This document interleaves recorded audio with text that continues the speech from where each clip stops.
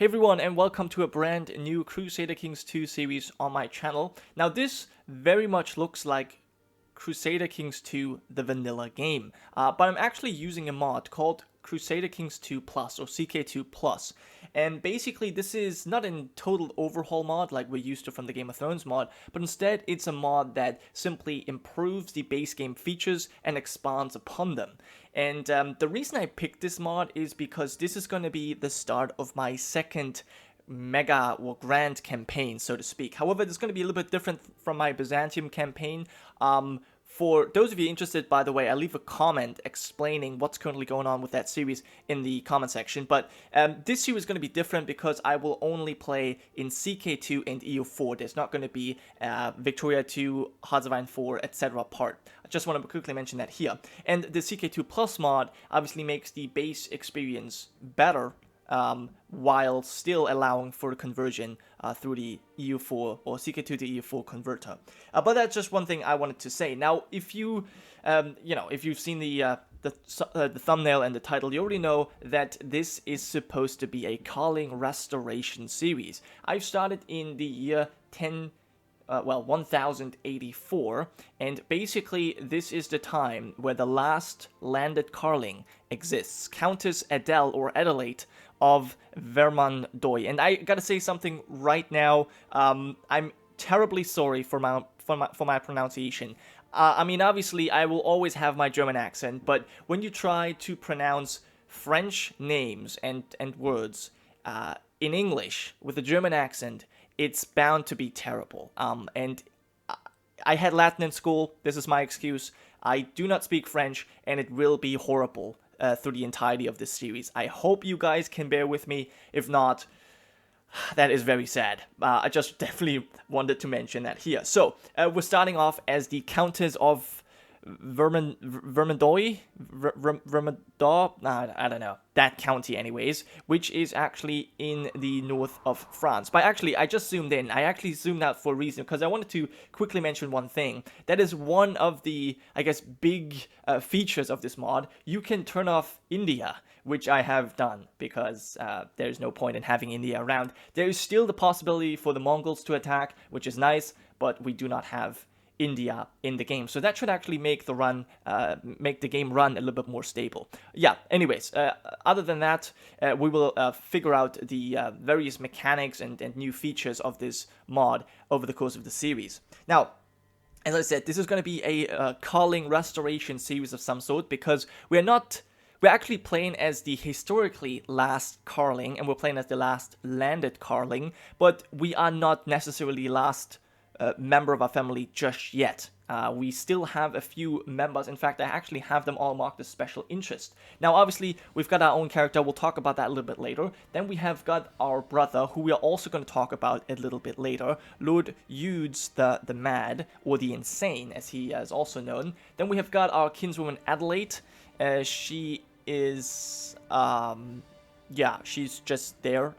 Nothing too special about her. She's 42 years old, so she technically has 3 years left of fertility, but I don't think, especially since she's chaste, she will be able to produce any more kids. And then we've got our uncle Pierre Karling, who is slow in the head, and he's also the current heir to the bishopric of Laon here in our county. And that is basically all the Karlings that we have: Pierre, Adelaide, and our brother Eudes, and then ourselves.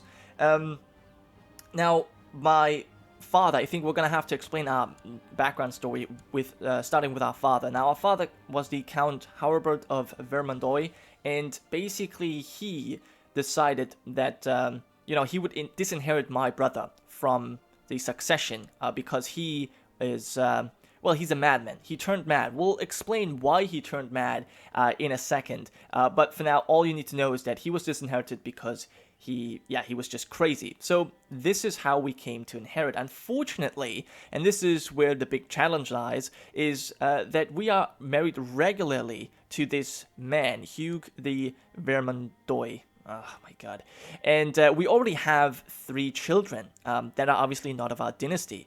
Matilda, Beatrice, and Elizabeth, which is actually the 3 names, the 3 names of the children historically. I actually had to change them. There were different names, and it might be simply the difference between the French names and the English version of the name. But I'm trying to use the English version as much as possible.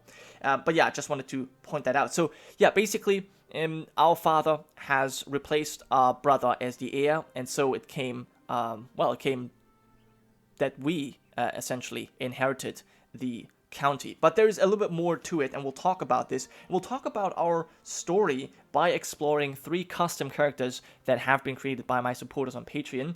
We're going to start off with oh my god, this is going to be bad. Robard Senusure. So, oh my... Alright, this guy, you can read it yourself. Now, he was actually... he's sort of a Littlefinger worm tongue sort of character, and he is, he's sort of a schemer. He's a shady person working in the shadows, behind the scenes, pulling the strings. Very, very interesting. You can see he has some amazing stats, especially his intrigue with 32 is simply incredible. And obviously you can see why. He's a bit of an ugly man. He's very frail, physically frail, but he's just insanely smart. That is for sure. He's also a very ambitious man, and yeah, you can see the rest of his traits as well. Now, he is a lowborn, actually. His father was lowborn. He was initially lowborn as well, but he rose to prominence relatively quickly. Now, he was brought into court by my brother, Eudes, as I'm going to call him, or I think Odo is what you can call him as well. He was brought into court by my brother, due to his amazing skills as a spy master. He actually developed his skills because, him being ugly and so frail, he didn't really have any ways to escape the bullying of the other children, and so he had to use his mind, right?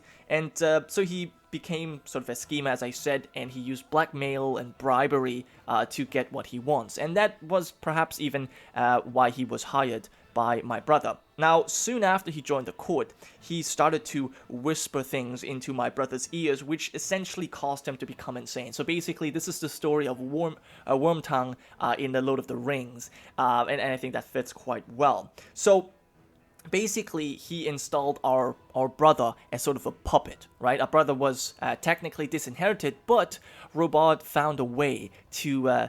He found a loophole to get around this, and he actually managed to get my brother as the Lord of Vermandois for about 5 years, after which he was deposed. So for that deed, my brother actually raised Robard to nobility, and he took for his sigil the Karling eagle on a yellow background with a slithering snake beneath it to show his skills, I guess, or his personality. And he was also made the official spy master of my brother Eudes, but in the end, it was him effectively ruling the county. And a lot of the barons of our county were against this and actually rebelled against Robard, or plotted against him, and they couldn't really do anything against him. He wasn't doing anything illegal necessarily, and he also, he blackmailed the lords, but they still replaced my brother and actually put myself in charge. So my brother was replaced, and he was actually sent to live in Saint Simon. Now, I gotta say a few things here. I had to use quite a lot of console commands to get these things started. My brother in the game did not start off as a lunatic, and he also did not have the disinherit trait. And there's actually no county of Saint Simon. I had to add this as well, but I wanted to do it for historical accuracy. So that's kind of cool. Now, just wanted to mention that as well, if any of you want to try this scenario as well. But yeah, so my brother has been disinherited, but as an act of kindness, he was allowed to live out his days in Saint Simon. Yeah, other than that, we now have Robard still in our court, and he actually will be our spy master as well. So let's quickly appoint him. He will actually replace our mother. We haven't really talked about her, but I will quickly put him in here as well. Now, he's simply so so great, and he will always find a way to stay in power. As I said, he's sort of the little finger of this series. As for the next character, that oh, by the way, this character was created by my Patreon supporter Overg, so yeah, thanks a lot. Overg was also the person that suggested this series. At least the Karling one. I think the CK2 Plus mod was actually suggested by another person, the person Valentine, that has created this next character, Gilbert or Gilbert Ventallin. Very nice. I see what you did there with the last name. I actually just found out about that. Anyway, so Gilbert, he is the son of a lowly ranked nobleman of Normandy. His father Roland was quite a greedy man. You could say. He actually isn't greedy right now, but he's he was a pretty good steward. He was steward in the county of Rouen to William the Bastard, and his son Gilbert was actually conceived as a bastard. His father had a unhappy marriage before with a wife that cheated on him, and he later annulled the marriage and actually declared all of his former children as bastards. He would then go on and marry an elderly lady with whom he did not have any children, and then during that marriage he actually fell for a lowborn and cheated himself, and out of that union was out of this union Gilbert was born, and he was actually legitimized as the heir to the house Ventallin, and for 12 years he was raised by Roland. Then Roland died, and Gilbert was raised by his stepmother. So he's inherited the ambitiousness of his father Roland, and at the same time he inherited the kindness of his stepmother. And he was originally at the court of Rouen, and as I said, they were stewards to William the Bastard. But after disagreement, Gilbert actually left his court, and he was looking for new employment, and he found employment at our court in Vermandois, and I'm actually going to appoint him as our chancellor, as he is quite exceptional right there. So yeah, let's appoint him. We'll see what we do with him, but I just wanted to give him the council position for now. And lastly, the third character, this character was created by my Patreon Day Sniper, is a female character, Isabella the Foy, and she is actually our friend. She has grown up at our court, and I'll quickly explain how this came to pass. Now, she's actually the daughter of the former Count the Foy, the count here in Foy, and I think this county, Bigorre. Yeah, I think they are both held by her father, and she would have inherited, but at a young age, she was actually sent to live with us in Vermandois under the tutelage of my father Herbert, because she was actually being kidnapped, or there was an attempted kidnap by her uncle, the current Count the Foy. Basically, he tried to overthrow his very own brother, and as you can see, he was successful in this regard, and he tried to kidnap Isabella as well. But luckily, she could escape, and she was sent to live with us. And after her father was killed by her uncle demanded that she return to Foy, but my father Herbert decided to ignore this request, and instead Isabella was able to call Vermandois her new home. And yeah, during our time together, we grew quite fond of each other, and we're actually friends, which is very nice. And I think we're gonna try and help her reclaim her old county in Foy. Hopefully we will be successful. But before we do that, we need to grow a little bit more powerful. Now, one thing I haven't mentioned just yet about the first character that I introduced, Robard, our spy master. He's, there's a second reason why he's chosen the Karling eagle on his sigil, because he's somewhat obsessed with the Karlings and the Karling restoration. And so he wants, he's very ambitious, man. He wants great He wants to see his house, his own person, rise quite high, but he also wants to see the Karlings rise. And so I believe he has some sort of hopes that he could potentially marry us, the last, remaining Karling. And therefore he's actually openly declared a rivalry with our husband, Hugh the Vermandois. So it's likely that my husband might be removed by Robard. We'll have to see. This is certainly going to be interesting. But yeah, being the rivals with such a skilled man probably won't be quite too good for our husband. But we shall see. Okay, with that, I think I once again spent enough time simply talking without doing anything. That's the drill for the first episodes. Obviously, we have to set the scene. This will be as I said, long campaign. It's meant to be a mega campaign, so we'll take things a little bit slower. I hope that is fine for you. But now, we'll finally go ahead and set up a council. Now, a few councillors I have obviously already appointed.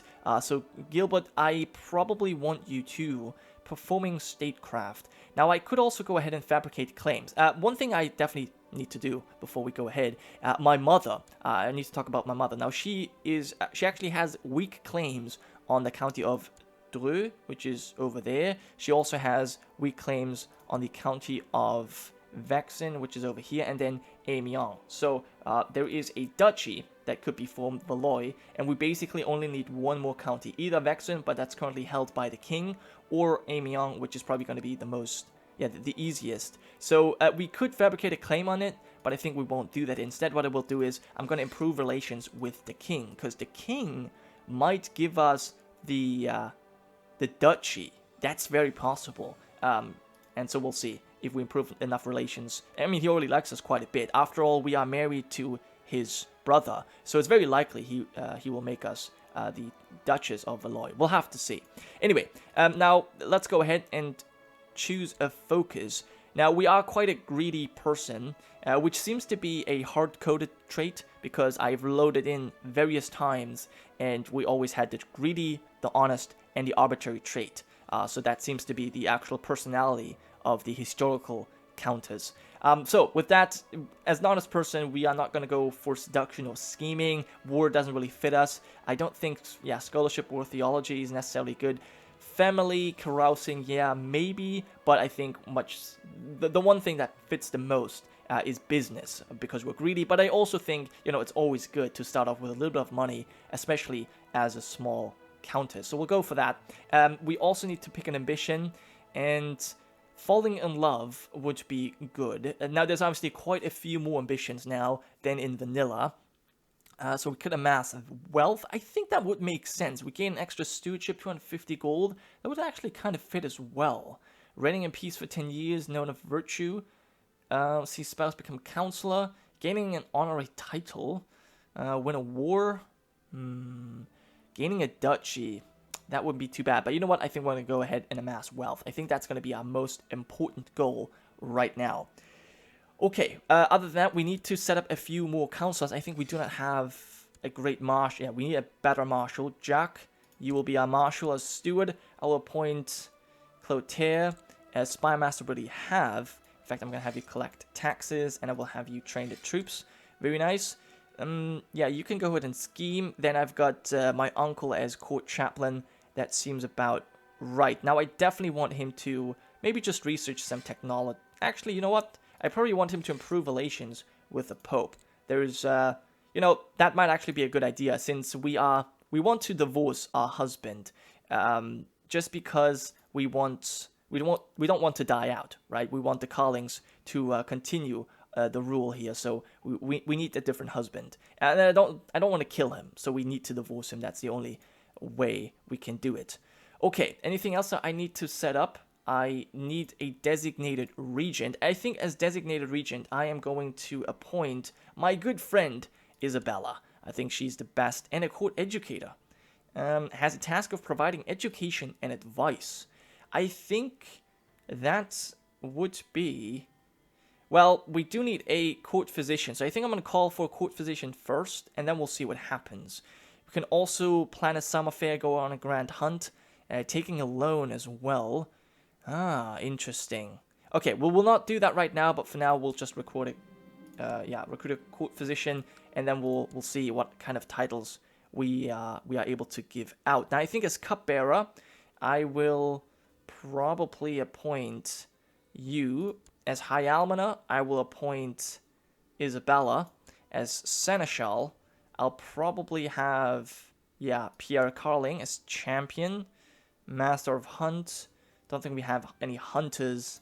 Master of Horse doesn't really matter at the moment. And we do need a new commander. Alright, well, fine. I think one commander, Henri or Henry or whatever, is probably fine for now. We'll leave it at that. Okay, now, we already spent some 20 minutes, but I think I want to go forward a little bit more, just because I want to see if it's possible for us to get a court physician recruited. And once that happened, there we go. Guichard, who is a drunkard apparently, but he seems good enough. You know what? I will accept him. That's going to cost 10 gold, but that's fine by me. And is he automatically appointed? He's appointed court physician, so now as educator I could pick him as well. I mean, I think I will, just because he has the most learning, so that makes sense. There you go. Alright, with that general setup, I think I'm gonna end this first episode. I'm sorry it took so long, guys, but I felt like explaining the situation that we're in was quite important, so I hope you don't mind. Next time, obviously, the game will go forward a lot faster. So once again, I want to say a huge thanks for watching, and I hope I will see you guys next time.